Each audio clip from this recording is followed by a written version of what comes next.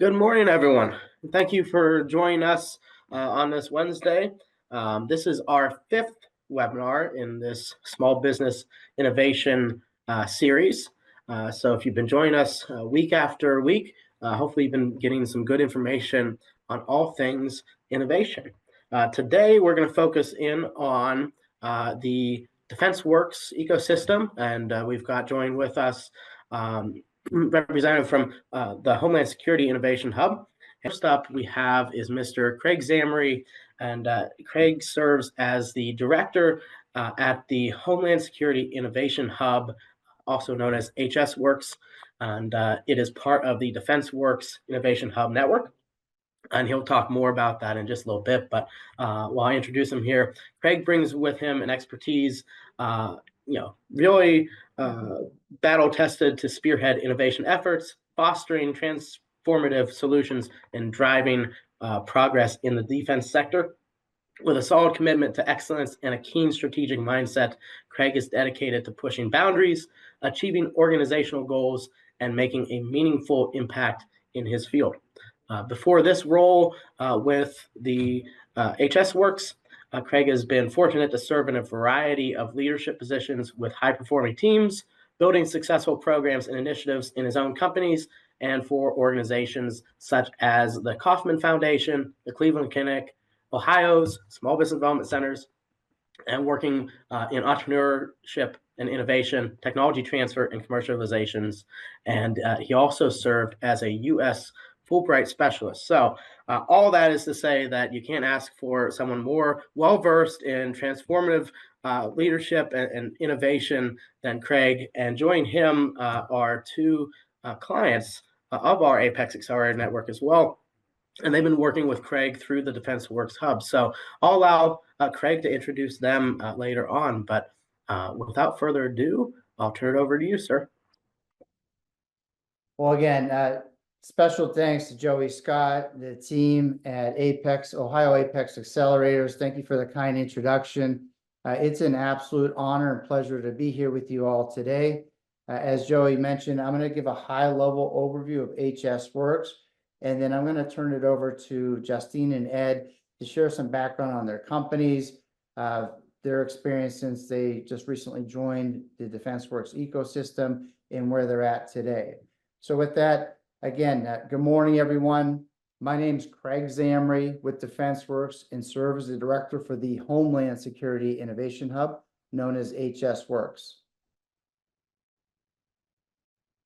If you look to the left side of this slide, in the center of all those circles, right in the middle, it says Werx. That's our headquarters. We're a 501c3 nonprofit. And surrounding Werx, those circles, they represent innovation hubs. Most of our hubs are under Title 15 Partnership Intermediary Agreement, and that's with other U.S. government agencies throughout the United States. If you look directly to the left, that's highlighted at 9 o'clock, to the left of Werx, you see HS Werx highlighted there. We, HS Werx, entered into a partnership intermediary agreement with the Department of Homeland Security S&T T2C back in 2021. We're very fortunate to have amazing partners and teams that we work with there. That's Culpin already, Ben Henry, Jenny Peters, and others at T2C. Our mission at HS Werx is to enable the rapid discovery, engagement, and acceleration of innovative solutions for the safety and security of the homeland. I'm going to take just a moment and talk about a few of our other hubs, and highly encourage you to check out our other hubs and also on the Werx website. Directly above HS Werx at approximately 11 o'clock, you see a SoftWorks. Many of you might have worked with them or currently working with them. They're based in Tampa, Florida. They're under a PO with US SOCOM, so US Special Operations Command. Directly above that is Werx. That's with Army ERDIC. And we did a webinar a couple of months ago featuring a lot of the work and collaboration between the hubs and the organization. So ERDIC and DHS, they worked on, for example, a protective barrier where they collaborated with. So at the Super Bowl, Indy 500, the NFL draft this past year, the protective barrier that was deployed there was a result of a collaboration between DHS and ERDIC. At 1 o'clock is IC Werx, that's our CIA labs. Directly below at 6 o'clock, you see CFIC, that's the Cyber Fusion Innovation Center based in Augusta, Georgia, and that's with Army Cyber Command. And then one of the newest of the Defense Works family members is Energy Works. That's at approximately 8 o'clock. And so Energy Works is with the Department of Energy. As many of you, I'm sure, know and also remember, shortly after 9/11, the Department of Homeland Security was formed. Initially, that was led by former Governor Tom Ridge from Pennsylvania. Today, Department of Homeland Security is made up of over 260,000 highly engaged employees that are dedicated to securing the homeland. And within DHS, you can see there is a list of a number of components that we support. And those range from U.S. Coast Guard to U.S. Customs and Border Protection, ICE to FEMA, TSA to countering weapons of mass destruction. Again, these components we support. They're all dedicated to securing the homeland. I want to take a minute and talk a little bit about what makes us unique. So we focus on non-traditional enterprises. And by that, I mean we work with industry. So that could be the small startup that might be based out of the garage where she or he has 1 or 2 person team, up to the global Fortune 500 companies. So small, medium to large size enterprises. We also work with academia and national labs. It's important to note that we work at the speed of innovation, not at bureaucracy. So we move very, very rapidly. And throughout the process, we remain neutral. So our government partners, they make the final down selects throughout all of our assessments. At those points, though, we're able to, once they make the final down selects, we can move into a B2B, which is business to business agreement on behalf of Homeland Security to help move and get those solutions in place as rapidly as possible. The last point on this slide I'd like to just bring your attention to that's highlighted on the bottom right, the discover, engage, and accelerate. This model, this method has been successfully tried and tested for over a decade by our organization. And it's really to help find the latest, greatest, best of breed technologies, get them into the hands of our warfighters and those securing the homeland as rapidly as possible and to help solve challenges. These are just some of the many efforts that I'd like to just kind of go over very briefly with you that we've worked on. And again, these range from airport optimization for TSA to vehicle cybersecurity for U.S. Secret Service, really working to help prevent vehicle cybersecurity attacks on vehicles, to energy propulsion systems. This was an effort that brought in, folks from NASA Glenn to NREL, to Oak Ridge National Labs, to universities and industry, all working with the component there to help find the latest, greatest, best of breed technologies and to really put those into the maritime vessels. On the bottom left, we recently had an effort that was held in Virginia, and that was with Beyond Visual Line of Sight. So that's small unmanned aircraft systems. This was a very successful event that the team ran there. We also had other government agencies present there. There was FBI was there, as well as Naval X. And again, a very exciting effort, successful effort that's currently has been in the down select process. And we are in the business to business agreement with the performer that was selected by CBP.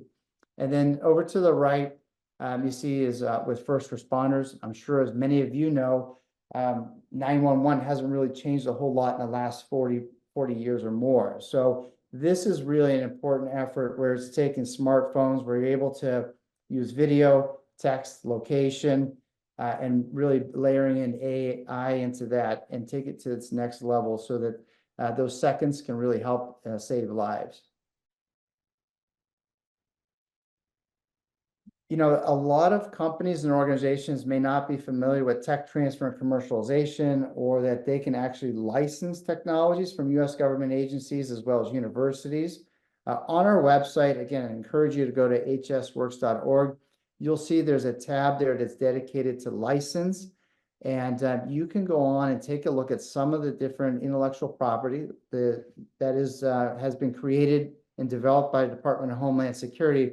And that is something that you can look at taking and licensing and commercializing it to the market. So again, really encourage you to take a look at some of those technologies and see if those are areas that align with the strengths and what your companies or of your interest, and really commercializing those.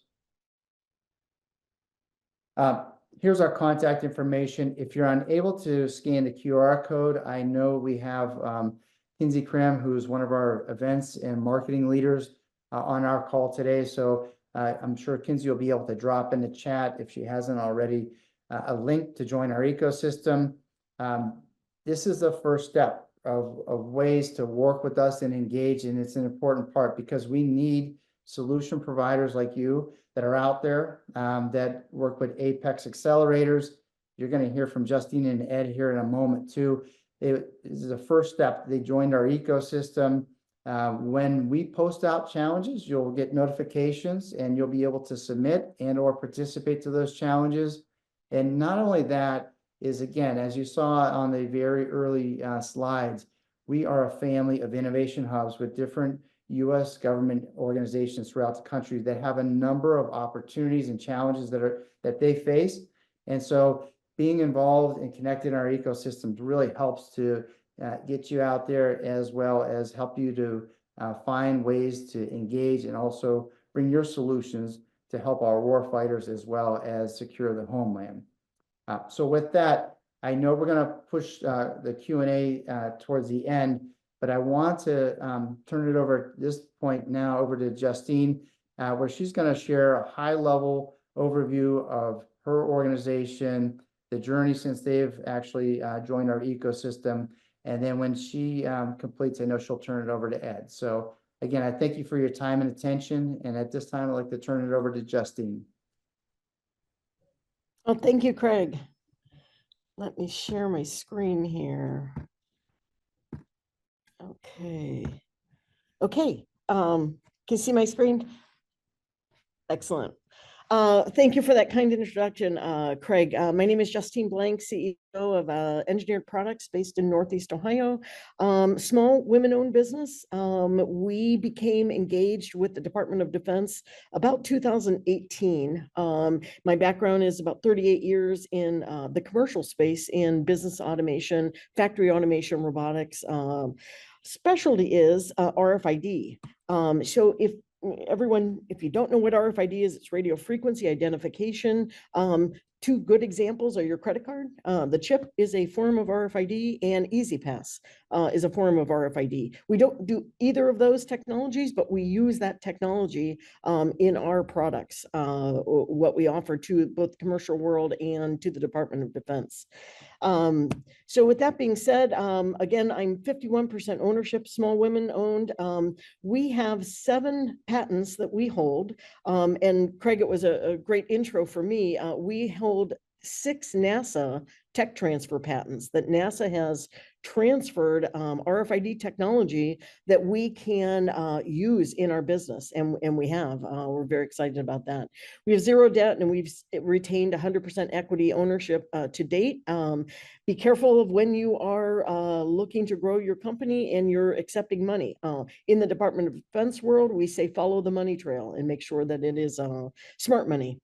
Our technology, I'm just going to briefly go over our technology. When Joey and Craig put this together, they asked me to share who I am and what we do. I am going to share my technology, but I do want to note that my technology almost is irrelevant to what we're going to talk about or what you're here for. But I want to share my process and how our technology was helped by this ecosystem. So I think it's going to be a good path for you, and feel free to ask questions at the end. What we do with RFID is embedded RFID. And what we found, we came up with 2 problems. And the problems, this is so important when you're innovating, make sure that there is a problem and that not Justine Blank from Engineered Products acknowledges that problem, that somebody in the Department of Defense, you have a customer who is identifying that problem and agrees with you. So our problem number one is RFID tagged assets can act as a beacon. So in this example, I have a comm unit that one of our warfighters is wearing, and it has an RFID tag on it. Our enemies and our adversaries do not follow the rules of FCC regulation. So actually those, they become targets. We have solved that problem. Our second problem that coincides with our first problem is our supply chain vulnerability. And I'm going to lay it out there. China steals our intellectual property. They design products, they counterfeit them, and they try to inject them back into the supply chain. Very simply, this is what we're trying to avoid. We have identified this.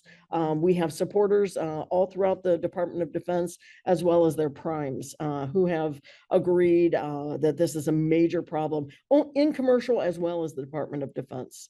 Our solution, what we have innovated, and the United States Air Force has invested over $1 million in bringing this technology to where we are today. Our technology is what we call a stealth anti-counterfeit detection module. It is a set of software, but also RFID tags that we embed and we share throughout the supply chain. So Lockheed Martin, they can get their initial supply chain manufacturers. They can track from birth to when they take acceptance of your components or the supply chain. We can check from parent to child relationship down to the O-ring level to when the Lockheed Martin delivers to the Air Force the new F-45 fighter jet. So that is our technology. What I wanted to go over with you on the call today is I sat through a DARPA webinar. Actually, we went to a session that they were putting on in Indianapolis, and this seems so intuitive, and something that everyone should know, but these are the things that I walked away from. You must define these three questions, and I want an answer in one sentence, is what DARPA told me. So what is the problem? Clearly defined problem, and who says that it's a problem? Again, not Justine, somebody from the Air Force, somebody from NASA, a warfighter, so forth and so on. Number two question is, how is your unique technology going to solve this problem? Give me one sentence, what your problem is and how your technology solves it. And second, or third, I'm sorry, why is it better? What's your competition? Is there a competition out there? If you can't answer these three questions in a very concise one sentence manner, I would recommend that you not engage yet. Work on these three things, because if you can articulate these, you can write a white paper. You can apply for any of the AFWERX or the Defense Works innovation callouts. So again, these three questions were a must-have, and I learned a lot through the process. But the number one way to do that is to network.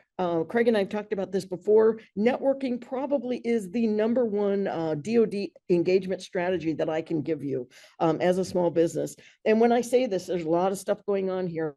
Craig's in the middle. What Craig had displayed in his presentation, Defense Works and all of its entities, they are here for us, and they are innovation hubs from the government. So they're looking for small businesses, medium, large businesses to pull over technology that's hidden there, and that they can then expose it, make it applicable to the Department of Defense, and then get it in the hands of our warfighter. The way to do that is through these innovation hubs and other hubs like AFWERX at the bottom, that's Air Force, DARPA, the Air Force Research Laboratory. I could go on and on and on. I had to learn the acronyms of all of these, but once I was able to do that, I networked and got every partner that I could come up with, and learned everything that I could learn.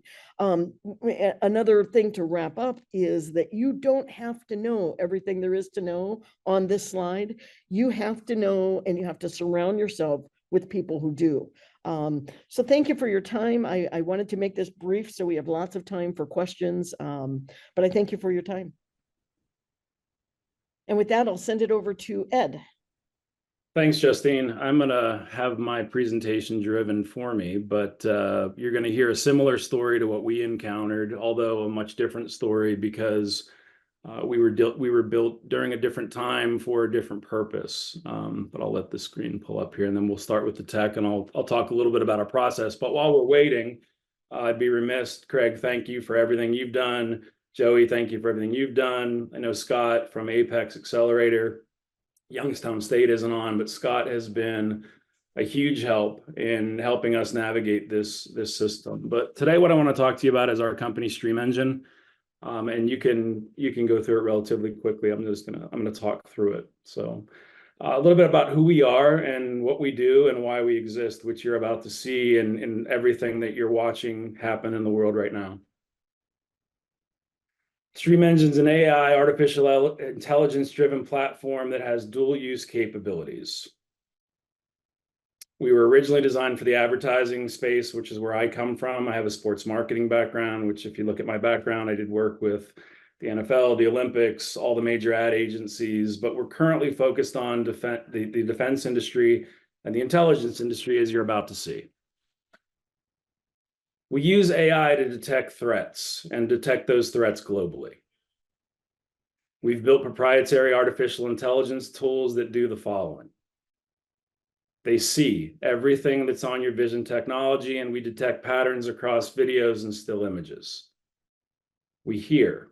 We use our custom voice detection and our trained tools to detect threats across audio and video files. And we feel. We understand the sentiment, whether it's good or bad, whether the threat is intense at a high level or at a low level. We ingest and contextualize large sets of data sets across text, audio, still image, and video. As you can imagine, our whole world right now is short form content. We equip the defense industry with real-time intelligence so they can make real-time decisions that save American lives, both here and abroad. And we generate actionable insights for, in this case, the end user, which could be somebody from the Army, the Air Force, the Marines, the CIA, the FBI, et cetera. We also provide actionable intelligence to support the objectives of the missions that our men and women are on, both domestically and abroad. And ultimately, we look to change the outcomes on the battlefield, both here and abroad, which are being fought real time across these social media platforms all across the world. We are Stream Engine. I now want to talk a little bit about our technology, just to give an overview, a little bit about our product. What we do essentially is we take large data sets and contextualize those data sets and parse the video, the audio, and the text files so people can make intelligence decisions. As I said, this was originally built for the advertising community, so we could track brands around the Olympics, FIFA World Cup, the Super Bowl, et cetera. But halfway through this process, we realized that we built a dual-use technology, and me trying to find how to navigate that world out of Poland, Ohio, which is about 10 miles south of Youngstown, is an interesting story, which you're about to hear. A little bit about our technology. These are our multimodal tools. You can see our vision, our voice detection, our chat sentiment, and our translation overlay. The way that we take all of those technologies and combine them is what makes our process unique and makes our process unique than anything else in the world. And it allows you to generally create a psychographic profile on a person. If that person is looking to buy a product, you can imagine what that does. If that person is looking to do bad things against people or persons or Americans, both here or abroad, then we want to know the level of that threat and the intent of that threat. Our product accuracy is leading. The gentlemen that built this are some of the best AI ML engineers on the planet, and I'm proud to call my business partners. A little bit about the background. When we first started, I'm sure you've all seen NBA, NFL, Major League Baseball. We were looking to take all of the brand images that you would see and contextualize those and put those into some sort of a meaningful metric. We're essentially doing the exact same thing, only doing it for an intelligence tool, which you obviously can see the translations and applications. Some of the platforms that we work across, which is literally every social media platform. So if there's any form of communication, We can track that data and, more importantly, put it into a use format where it can be actionable immediately.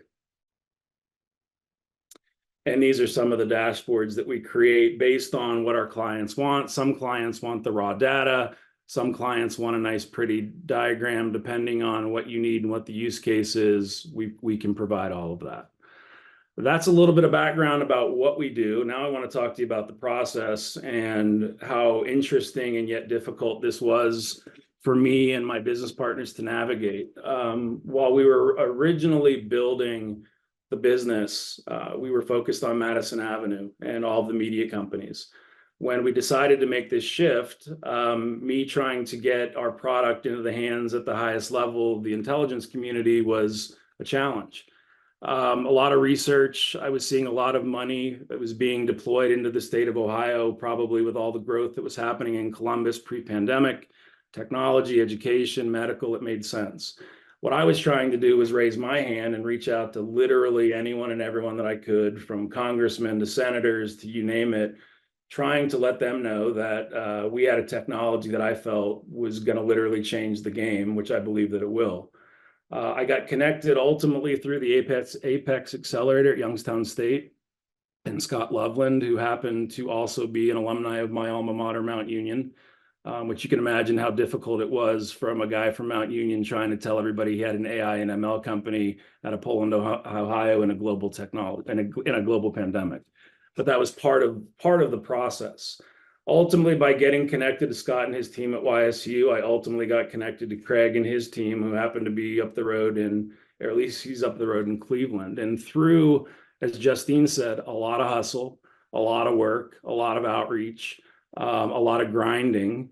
And I had some luck. I happened to be on one of the calls where Craig was introducing a lot of the constituents at CIFIC and different organizations. And the gentleman from CIFIC, Dr. Bob Ross, who runs the organization, struck a nerve. He was talking about exactly the problems that were happening in the world and the problems that we were trying to solve.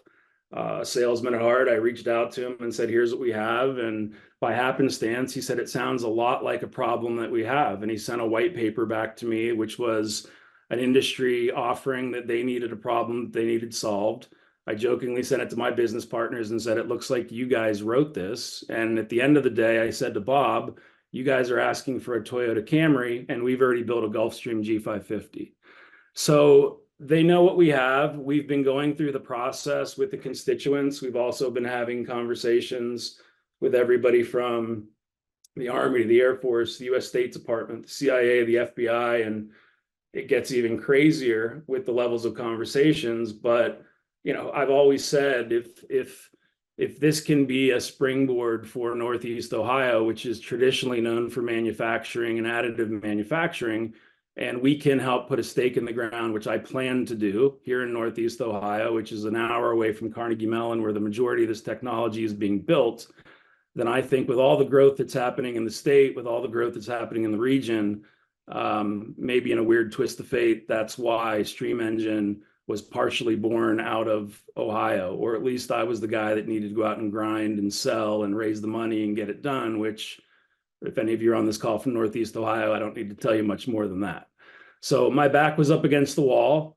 We had a product that I knew was an opportunity to change my life and a lot of people's other lives, and I wasn't going to stop until we got there. So when I needed inspiration, I'd jump in the car and drive around Girard and Struthers and all the other places in town that if you need to get gritty and tough, you should take a drive there during a global pandemic, because it'll make you look at the world a lot differently. But the process has been one that has been interesting. I guess the best piece of advice that I could give you is you have to hustle and you have to sell. So if you've been in the commercial world, which I came from, and you're used to getting out and getting after it, the opportunities exist in this space and they're massive. So if you've built something that's unique, as Justine just showed us, and you've got something that can be additive, where there's all sorts of interesting technologies. I mean, Duolingo out of Pittsburgh was one of these technologies that came out as a licensee, and it's a $1 billion unicorn company. So you look at what's happening in the world and you look at the entrepreneurial spirit in and around this region. why couldn't Ohio be a big part of technology and innovation? And with everything that's happening with Intel, that's exactly, in my opinion, where it needs to go for the next 20 years. So that's our story. It's been an interesting one and an amazing one as we start to work with, as I mentioned, CIFIC, just one of the groups. I also got connected through Craig ultimately to SoftWorks, which is down in Tampa. I had a great conversation with Bob's equivalent down there, which is Leslie, who was wonderful. We plan on doing one of their Tech Tuesdays, which is kind of our introduction into their ecosystem and introduction into the U.S. Air Force.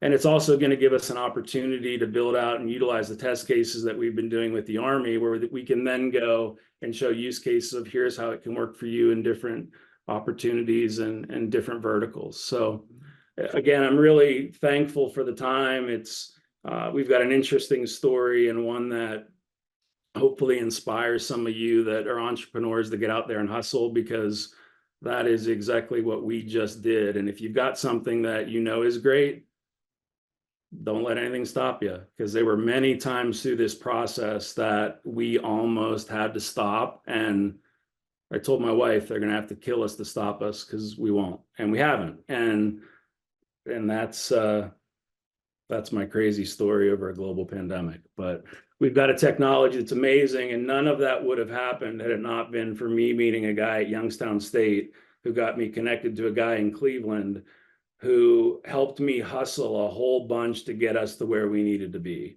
And I will be forever grateful to them for that, and want to help however I can accelerate other people through the process. Because I can tell you, after seeing a peek behind the curtain, especially in technology, and I'm sure it's the same with everything else you're doing, there's a big need in our government and in our defense systems for new and innovative tech. So for what these guys are doing by trying to take companies like ours that may have died on the vine historically and not have gotten there, because we wouldn't have, it would have taken years. This whole system is to essentially speed that process up. And what may have taken 2 or 3 years may take 5 or 6 months. And from a business perspective, that's really smart. And to be a test case where it actually works and is working, I'm proud to say that congratulations, because we look forward to graduating from that process and going on to do great things.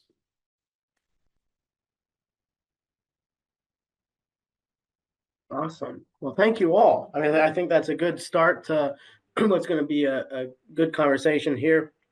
I know we have a couple questions already. So, and I think Craig Kinsey may have already addressed this, but when you were talking about kind of licensing and the tech transfer opportunities, they were asking if you could put that website in the chat again, or just make that available. Absolutely. Yep, we'll go ahead and do that. Thank you. And then another question, while we're kind of, I got a few questions for all of you while people are thinking about questions. And just a reminder for everyone, that this is being recorded and everything will be made available afterwards as well. And Deja and I are monitoring the chat and Q&A features, so please put those in there. But a couple questions for everyone. So, Craig, we'll start with you. How does DefenseWerx and the opportunities and the ecosystem you have differ from some of the other innovation like SBIR? Yeah, thank you, Joe. It's a great question. So in regards to the way we operate, again, most of our hubs, we're working with our government partners, and when they have challenges, we have an intake form. They submit those are being reviewed, and then we push those challenges out to the ecosystem. So our DefenseWerx ecosystem, it's a little over 100,000 solution providers out there. So when we push out a challenge, that's to engage with industry, academia, and national labs. There's an opportunity for them to submit if they have strengths or areas of expertise to help solve those challenges. They're able to submit a white paper. Like, I know Justine mentioned that earlier about having something really easily ready to show what your capabilities are.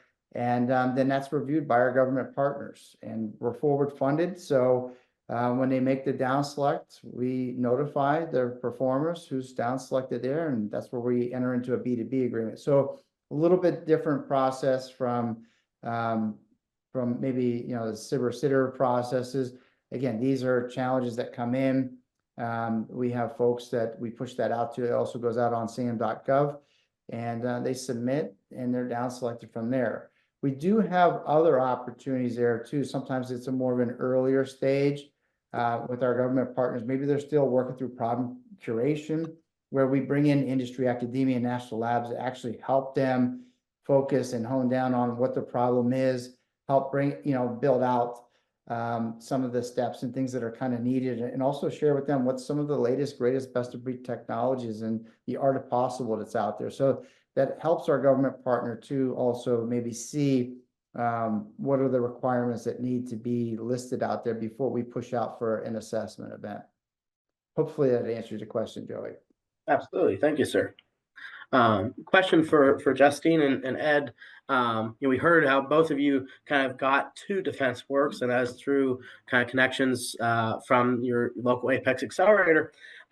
So what hurdles or challenges have you had, either as a company in government contracting or specifically with, innovation, and how have you addressed those? Yeah, I'll take that. I'll start at least, Ed. So some of our challenges were not knowing where to start, Joey, to be very honest with you. So Apex, helping direct, there is so much out there that you really need to focus on a direction that you're going. So the connection that I made through Apex and then through Craig, and then Craig recommended that we join the ecosystem. From there, we were immediately asked or recommended to do a Tech Tuesday submission with Softworks, which is special ops. So we did that presentation, and we had PEOs reach out the next morning after we did the presentation. So I guess the challenges, Joey, were mainly, where to go and how to filter out all of the things that were coming at you. And that's why experts like Scott Loveland and Craig are such a great resource for us.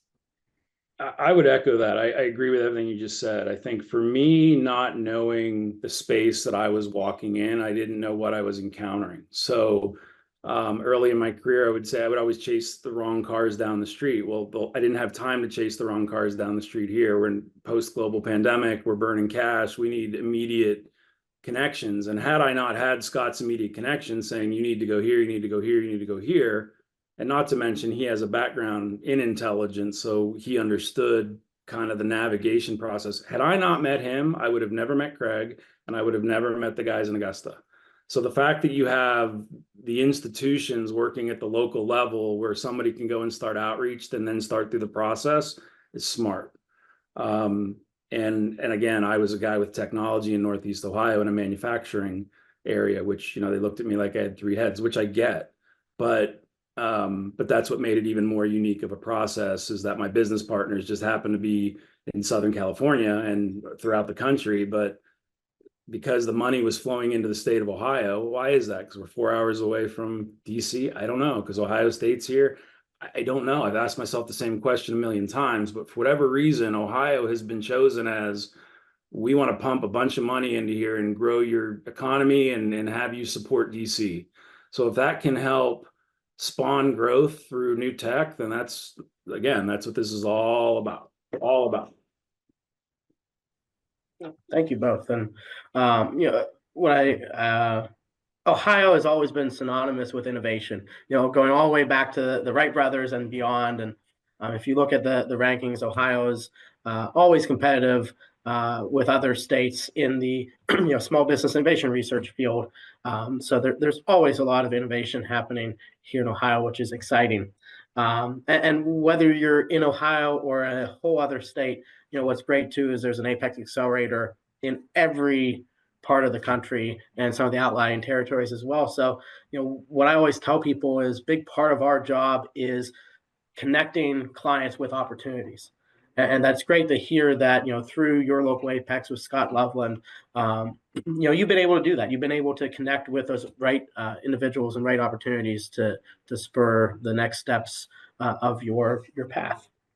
We have a couple questions coming in from the audience here. So, Craig, this one's for you. We have a company called Pulse Creations LLC. They are a small apparel and accessories company, so they don't deal with innovation.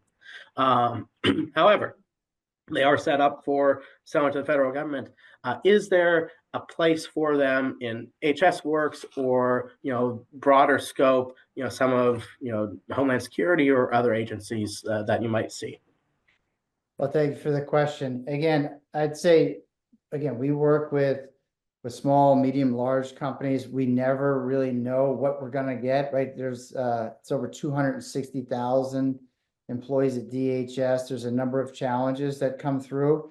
Sometimes it's not always looking for the drone or something else. So I'd say, again, first step, as Justine and Ed mentioned before, join the ecosystem. When we push out challenges, if it aligns with the strength and area that you operate as a business, we highly encourage you to engage. Even if you may feel that you only have maybe 10% of the solution, we are able to work with multiple companies. So if our government partner says we want to choose one or more than one, we're able to work together. And sometimes there are circumstances where it might be a startup that's paired with a Fortune 500 company because the startup has 20% and the Fortune 500 company has the other 80%. So we're able to bring them together under a business-to-business agreement and make sure that those challenges get solved. So hopefully that answers the question. Thank you. We have a couple questions here. This one's for Ed. How did you get in front of those decision makers to present your product and prove its value? And also, what advice can you give us new business owners who want to add value to the community while also staying profitable? Well, the way we got to the connections was I used a variety of my personal connections, which happened to help me get to someone in Augusta that ultimately connected me to the right people at Augusta, and then happenstance through Craig and his connections. But we took several trips down there. We were in Augusta, my business partners and I, 3 times in probably 5 or 6 weeks. So once the process started, it was okay, we like it, we want to test it. A lot of technical questions about the cloud and whatnot, but once the process started and once we found the use case, it was like finding a needle in a haystack. So much like any sales process, you have to find the right people. I will say that my outreach to people within the government, within the military, and their response to me on things like LinkedIn has been a better response than I would get in corporate America. Now, again, maybe that's because we have a problem that they want, a technology that they want, but my lead in is here's what we have and here's how it can benefit you. And I've been hearing back from them, which tells me that we have something that solves their problem. So I think that is number one. Number two, in terms of giving back to the community, I think, look, I know that since I've come back here in 25 years, I grew up in little East Palestine that didn't need a train derailment. So, I saw a lot of the young men and women that I grew up with and have gone out in this world and come back. So I think there's a lot can be done and a lot that needs to be done here. Hopefully I can help do that. But reach out to me on LinkedIn if you're in Northeast Ohio. I'm down to help do whatever I can to help any of you. So reach out, and if there's avenues I can help or doors I can open, I'd be happy to. Thank you. Justine, anything you'd like to add from your perspective in your journey? Yeah, so how I got connections were all the things that Ed talked about. You have to go out and beat the pavement pretty much. But I have to say that after 38 years in the commercial world, working with the government, I thought was going to be the hardest process around. It's been one of the most pleasurable and best customers for us, and that's NASA and the Air Force and the Army. I agree with Ed that once you do get that connection, you have to continually network, and LinkedIn is a fantastic thing. However, getting in front of people, Craig asked me to, or recommended that we do our Tech Tuesday, getting our message out. We've identified a problem and we have a great solution, but that's not good enough. You have to get out there. So just to add those extra steps that we did seem to be what Ed did as well. Different technologies, but again, it's technology. The question came from the apparel company. Maybe that you don't think that is innovative. You don't have a new innovative jacket, let's say. But if we embed an RFID tag inside of that in my technology, and now and nobody knows that it's there, it becomes a anti-counterfeit, maybe. It becomes a theft prevention thing, maybe. In the hospitals, you may be able to track inventory that way. So think a little bit outside of the box. I would say you need to have something innovative, but like what Craig said, you can partner with another company or a university or a tech transfer. Look at tech transfers. Every single, I believe, Craig, every single organization, Army, Navy, Air Force, Marines, all of the AppWorks, all of the work systems has tech transfers. Don't recreate the wheel. Go and grab them and get them licensed to you. Well, and Craig mentioned and Justine mentioned it as well. We're seeing the same thing with partnerships. We're seeing we've got something different. She's got something different. So why couldn't she embed that into your new jacket or your new socks or whatever? Genius. There's your new business. Same with us. We're going to people that don't have a technology offering and saying, listen, you guys have all these relationships. You've got top to top. We've got something they need. So let's figure out a relationship between your entity and our entity, and you can act as a business development resource for us. And all boats rise. You win, we win. Everybody makes more money. So the partnership piece, which is something that I've done in the commercial space, but as I used to say, in the Omnicom world, you'd throw $100 bill on the table and everybody wanted all 100 of it. The dollars and the budgets are so big in this game that there's plenty to go around. So if you can partner with a company or 2 or 3 companies that can use a vertical of a piece of technology or a piece of whatever it is you have your IP, then that's your entry point. Bundle a couple groups together, form a company, and that may be the best offering, because sometimes that's the best case, is pulling things together. No, thank you all. We like to say part of government contracting is having the right business, and part of government contracting is networking and building those relationships with other companies, mentors, and also the end users and contracting folks. Question here. So this individual used to be a federal employee with DHS and the VA. And now they have their own small business.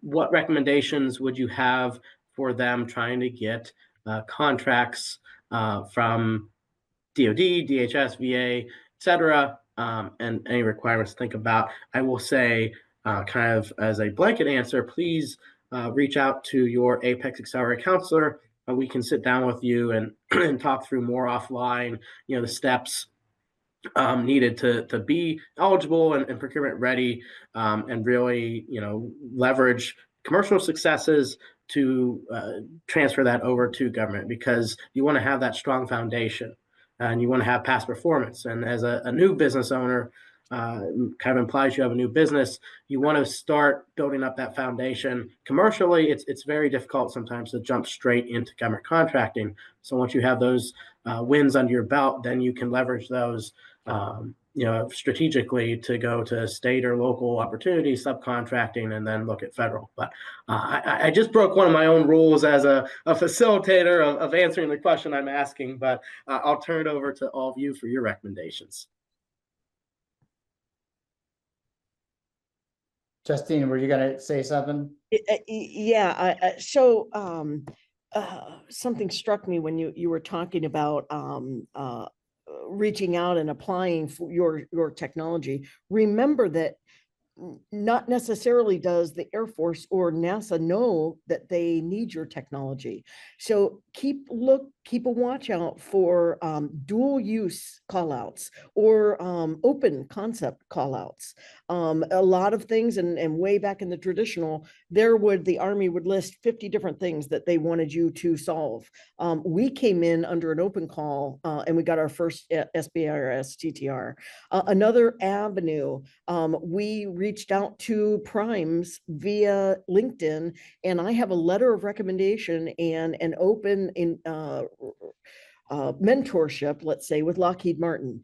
So look at the primes. They're the big guys doing the government contracts, but they need small women-owned disadvantaged business like Justine doing really cool technology to come in underneath them. So just a couple of things to add, Joey, in my opinion. I'd probably add to that. I'll echo what Joey Scott mentioned as well, and Justine too, is that it sounds like a common thread, right? Ed talked about one of his first entry points was with Scott at Apex at YSU, right? And so those were entry points that got us connected. Everyone on this call is connected today too. These are conversations, these are network connections that are being built, information that's being shared. Sometimes that's a faster way instead of waiting for maybe a posting on CM.gov or something else. These are personal connections that people can sometimes open up the door and make those contacts and connections happen faster. I mentioned our hub at DefenseWorks, right? We're one of 9 other and growing. We have other hubs that'll be coming online soon too. So I encourage you to take a look at our other hubs. If we don't have a challenge that aligns with what your area of focus is right now, there may be other hubs that have challenges out there that do. And I know Kinsey just posted in the chat. So Kinsey, thanks for doing that. That's to our DefenseWorks, our headquarters site. That link should take you to a page where you can opt in. So if you want to join CFIC or SoftWorks or EnergyWorks or our other hubs too, you can opt into those and you'll receive opportunities when those get posted. So again, I think this is all part of the ecosystem. It starts with Ohio Apex accelerators and it connects us all.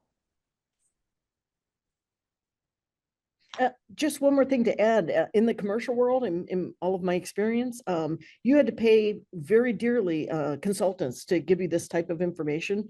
This is all free. It is an incredible amount of information that it comes from Craig's World and Apex. And look about your business incubators in Youngstown, Ohio, the YBI, Youngstown Business Incubator. They're not just a place for just small startups. They have the education. So as Ed and I probably agree wholly, there is so much resources out there that you just need to beat the payment and find these resources. The more you hustle, the luckier you'll get. There's no question.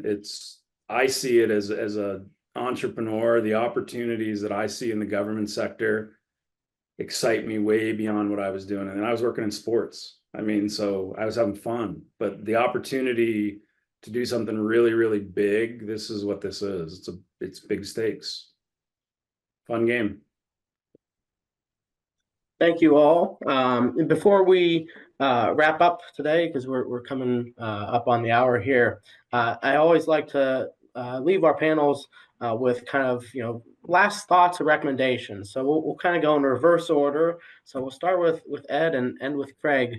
Ed, what recommendations or words of wisdom would you have for our attendees today? I think, we're entering a really interesting time in our world where I think a lot of things have changed. In my case, it was the media world that opened up a whole nother vertical for me. I would challenge you to look at an entrepreneur and look at your business and see how can this fit in for somewhere where everything that's happening in our world is probably going to continue. And I think if you can get in and provide something that's new and innovative, the people that I've seen are beyond receptive.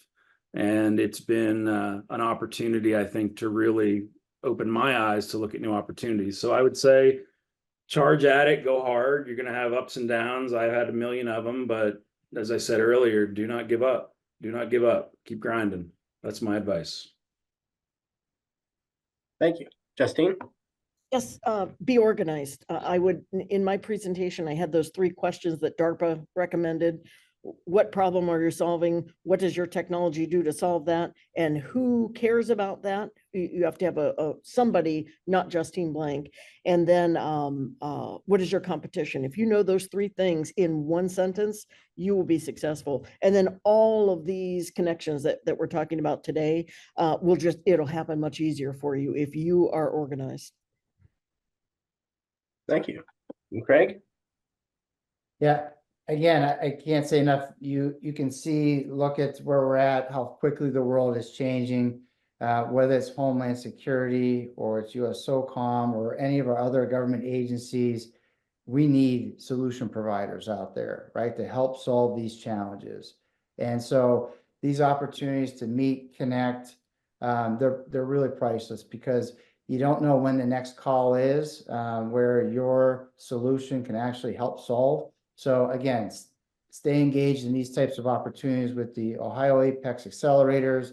Connect, as Justine and Ed talked about, locally, your other resources, from incubators to accelerators to SBDCs, and know what you do, right? To Justine's point from the DARPA, I would probably add one last part there. It's kind of more of a simpler formula that would align with the DARPA one, would be problem, solution, and who's paying, right? So if you've got an idea, make sure it solves a problem, and if you have people who will pay for it, you probably have a good business opportunity there too, so to validate it. That was awesome, by the way. I've never seen that. That was amazing.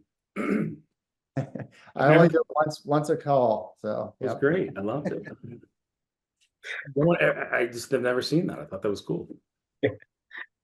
Zoom is always innovating too, so it's cool to, it's kind of relevant for our series on innovation, seeing how the technology we're using is constantly evolving as well. So I just want to thank you all again, Craig, Justine, Ed. Really appreciate your time and joining us today, providing your experiences and wisdom with our attendees today. I know as you all are business owners and in your different positions, you're busy and time is valuable. So thank you so much. Craig could be meeting with hundreds of other companies right now and doing all that he needs to be doing. Justine and Ed, you're running your companies and day to day. So thank you all. Really do appreciate your time this morning. And everyone else on the call, thank you for joining us. As a reminder, this is recorded, so we'll get the recording out. We're working on processing everything. So every session has been recorded. The goal is to get those up in the next week or so. So you will have access to the whole series if you've registered.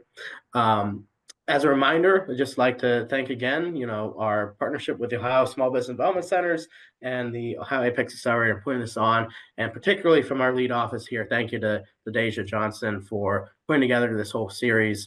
Without her, this would not be possible. So thank you, Deja.